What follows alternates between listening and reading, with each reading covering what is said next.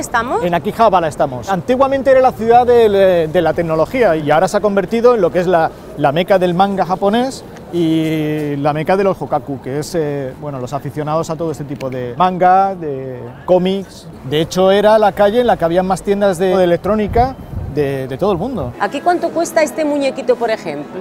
40 euros, 42 euros. 42 euros, ¿y en España? En Europa te puede costar 200 euros. Mirar este de Naruto, por ejemplo, que fíjate que es pequeñito, este vale 100 euros. Se sienten tan atraídos por este mundo del manga y del anime, que incluso hay una industria que se basa en las relaciones sexuales con este tipo de personajes. ¿Con algo virtual? Sí, desde muñecas hinchables, o sea, ellos llegan a casa y está el muñeco esperándole. Mucha gente no se quiere complicar la vida, no quiere tener problemas, no quiere aguantar a otra persona, entonces bueno, pues se decantan por este tipo de actividades. El país que más producción de pornografía hace después de Estados Unidos, con lo grande que es Japón. ¿Y eso no genera algún otro tipo de problema más grave?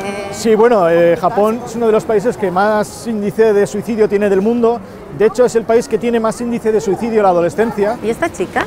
Hello. Es una de las chicas que trabaja en los Medio Café. ¿Pero en qué consiste esto? Es un café, lo único que pasa es que ellas te atienden actuando como si fueran sirvientas y como si fueran niñas.